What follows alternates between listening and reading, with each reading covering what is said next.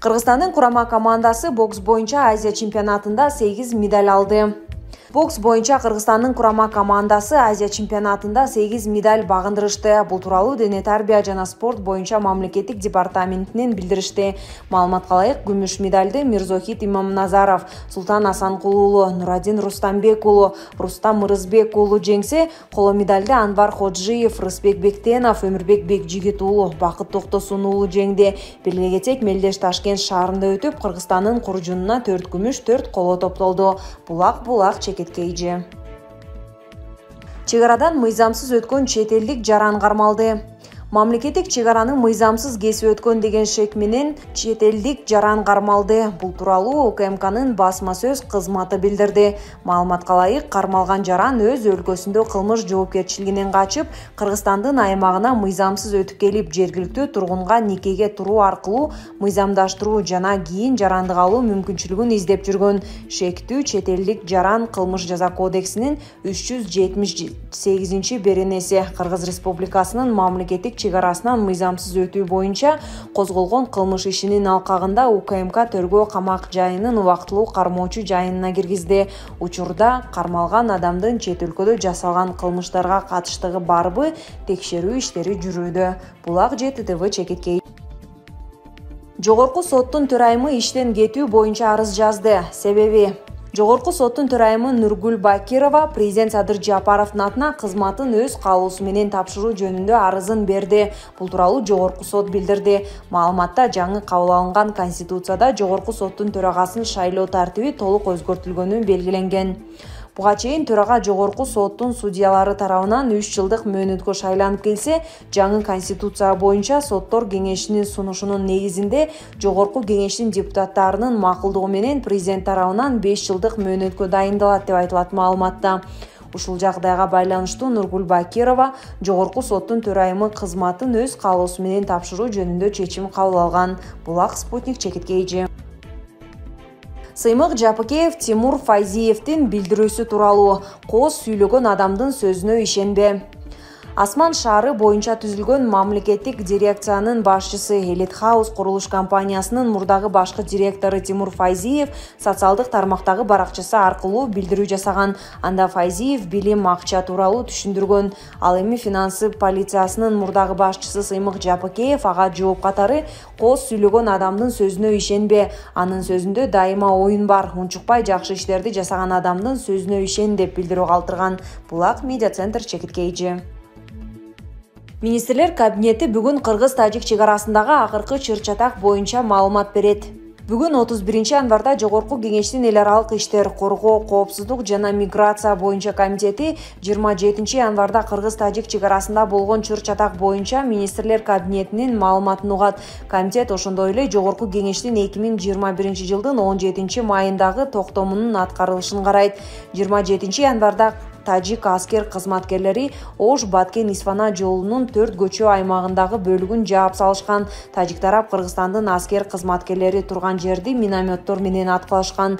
Чегарадагы окуядан улам жалпысынан 11.052 адам эвакуацияланган. 28 январда Кыргызстан менен Тажикстан аскерлерин чыгарып кетүүнү макулдашкан. Ошондой эле эки тарап чегара боюнча өкмөттүк комиссиялардын ишин кайра баштоо чечимин кабыл алды. Булак Баракелде Чекиторг. Оразайым Нарматова ушул сөздү кантип айттың? Устатыңа татыктуу шакирт боло албаганыңдан кийин. Жакшы шакирт устатын зектебейт. Сен убактыңча өзүңдү өзүң алдап келесиң. Бир күнү оюңа эмне келсе дагы деле дөөрүп чыга берген кызсың. Бир жактуу боло албаган кызсың. Оболу өзүңдү оңдо. Чырайыңа жараша жүрөгүңдү тазарткын. Анан айт, биринчи устатым деп. Сөздүн маанисин кетирип дөөрүп жаза бербе, Оразайым. Чынара Эдилбекова. Ташкенттеги зоопаркта аял кичинекей кызды аюунун капасына ыргытып жиберди. Ташкенттеги зоопаркта аял кичинекей кызды коргоочу тосмодон ашырып аюунун капасына ыргытып жиберди. Бул тууралуу зоопарктын маалымат кызматы Telegram каналы аркылуу билдирген.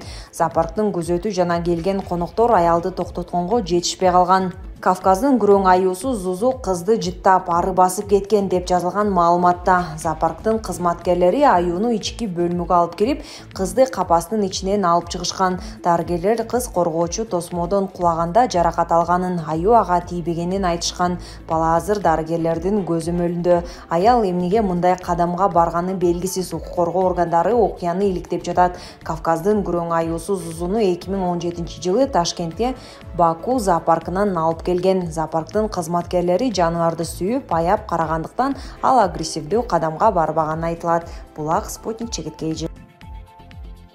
Казакстандын президенти: качанкыга чейин президент болорумду билбейм, бирок 2 мөөнөттөн ашык эмес экенин жакшы билем.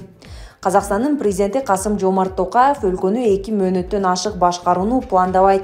Бул тууралуу Токаев казакстандык басылмалардын бирине маек бергенде билдирди. Качанкыга чейин Казакстандын президенти болом билбейм, бирок конституцияга ылайык 2 мөөнөттөн ашык эмес экенин жакшы билем, деди ал. Токаев 2019-жылдын июнь айында президент болгон. Ал шайлоодо 70,96% добушка ээ болуп, 12-июнда кызматка киришкен. Ага чейинки президент Нурсултан Назарбаев өлкөнү 1991-жылдан 2019-жылга чейин 28 жыл башкарган. Булак Супер чегиткейи.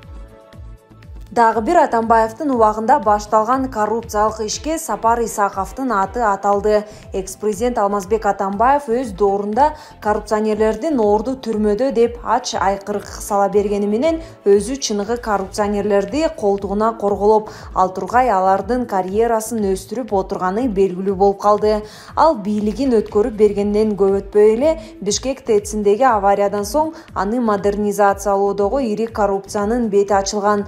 Бир кычкач $640, бир байкоо жүргүзүү камера $14,500 документтештирилгени ачыкка чыккан. Эми анын артынан Улуттук тарых музейин реконструкциялоодо ири коррупция жойлоп кеткени билине баштады. Буга чейин адегенде музейге жыгачтан жасалган аттарды €14,000 сатып алууну пландап жатышканы билинген. Аны тастыктаган документтерде сот стүйүндөргө жарыяланган. Андан тышкары Барспек деп аталган жыгач инсталляциясынын ар бир жыгачы $600 алынганы, андайдан 54 даана экени билинген. Музейдеги реконструкциялоодо дагы бир чоң чыгым бул фотопанорама болгон. Андай панорамадан 12 даананы коюуну пландашкан. Ошондо жалпысынан ал €240,8 чапчый турганы билинген. Мындан тышкары эми консультативдик дизайнерлик кызмат үчүн €394,000 сарпталганы белгилүү болду. Бул ишти жасоо үчүн эч кандай тендер өткөрүлбөй, жөн гана конкурс өткөрүлгөн. Баасы да өтө эле жогору. Айтор музейде реконструкциялоону уюштурууда жана аны жасоодо мыйзам бузуулар болгондугун жана баалар асмандатылганын Атамекен фракциясынын тарых музейиндеги көчмө жыйынында депутаттар билдиришти. Мына ушул фактылар боюнча башкы прокуратура баарын иликтөөгө ала турган болду. Муну башкы прокурордун орун басары Нурлан Дүйшөнбиев билдирди. Эске сала кетсек, мына ушул музейди реконструкциялоо ишинин башында да Сапар Исаков турганы белгилүү. Ошондо ага карата дагы бир кылмыш иши козголушу мүмкүн болууда. Учур